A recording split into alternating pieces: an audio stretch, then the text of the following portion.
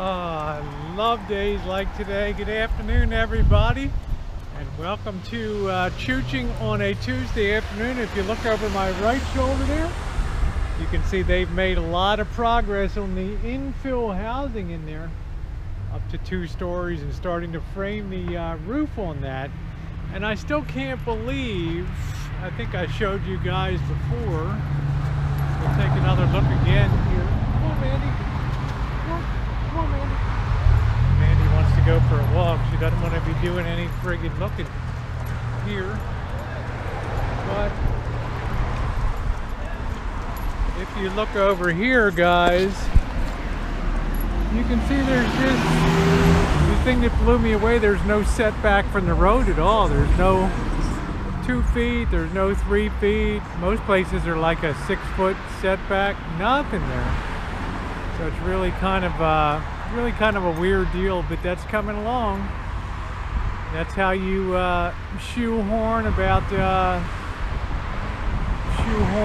housing for about 15 or 20 more people in there, because I see that's multiple dwelling housing. So God knows what they're going to do for parking, right? Anyway, glorious weather today, guys. It could be the last really warm day. 80 degrees today and lovely. I think tomorrow we're supposed to have a little bit of sprinkles or showers or something like that. So it looks like somebody's Sunday paper exploded over here. And I know a lot of people were having a few laughs about some recycle thief, some dick came and ripped off all our plastic bottles from our Diet 7-Ups and stuff. I know, guys, what a hoot, right? So we're gonna be fixing that up. First thing we did was we got the side gate locked now. So no more bullshit with people just being able to reach over and unlatch the gate and go in. Jen found it unusual yesterday morning that the gate was unlatched. So it must have been a midnight hit. I know. It's not, I honest to God feel like if that's the worst that happens in the neighborhood, then that's a pretty good deal, as opposed to violent crime or anything like that. I think the worst thing that's, since I've been here 4 years, is just kind of like drunk driving and stuff like that. People coming down the street, and it's really narrow up at the top side there, up on the street of shattered dreams. And if you've had a few too many to drink, it's like threading a needle or something like that. That's a bunch of bullshit, you know? I remember it's been 2 years, almost the 22nd of February will be 2 years since that dick ran into the corner of the house.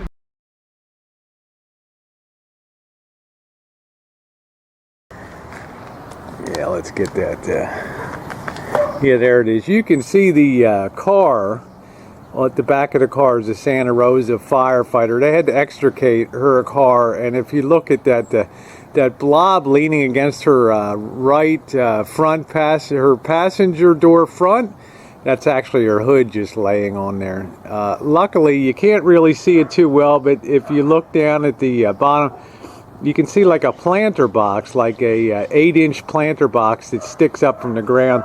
That actually prevented her car from really coming full force in the house. That planter box tore off the wheels of her the front wheels of her car. Remember the EMT guy asked her when they were putting her up on the gurney to be wheeled away, and half of her fucking BMW was hanging in my wall, and they asked her, what the hell happened? Why did you run up on why did you do that? She's like, well, I was upset because my horse died. What a bunch of bullshit. Then it turned out, you know, she could own a fucking horse, but she didn't have money to pay her deductible, right? She had like a $3,000 deductible or something like that. So after 2 years, I finally got settled up with her ass, drawing up the settlement papers and done all that. So I said, I'm ready to go to court, honey, and the insurance company freaked out because they're worried that if the case remains open, if there's any quote unseen structural damage, then you know, I can press a claim for 5 more years. So, you know, being an insurance company, they'd rather pay up a little bit and just clear the books of that bullshit. But anyway, how about an update on John Tiliman? And I texted John this morning, and I was shocked to hear from him, hey, you know what, Rosie? I might be getting discharged today. And I'm thinking to myself, what the hell? Well, the reality is that, yes, he did have a heart attack, for sure, when he was on the hangout, but I guess it wasn't so serious that they were able to discharge him and send him home. I talked to him by phone this afternoon just before I came out to do a little afternoon Choochin. He sounded really good. He sounded in high spirits. He said when they did a little more exploration in there and a little more imaging, there was a artery behind the heart.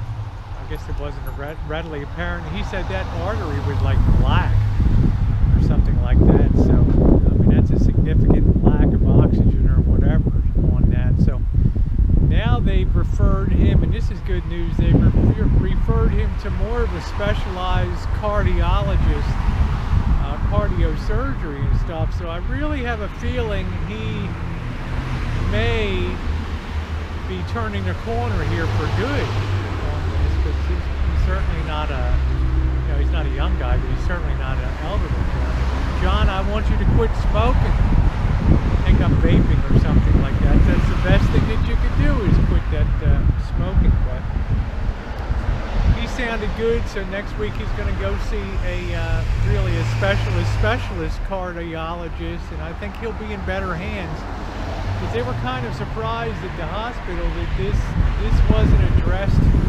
first. This blackish artery behind the heart. So anyway, I think we're all keeping our fingers crossed. I know he's glad to be going home today. I mean, nobody wants to spend time in the hospital. I mean, there's plenty of people that check into a hospital. Did you drop your jacket? Any of you boys?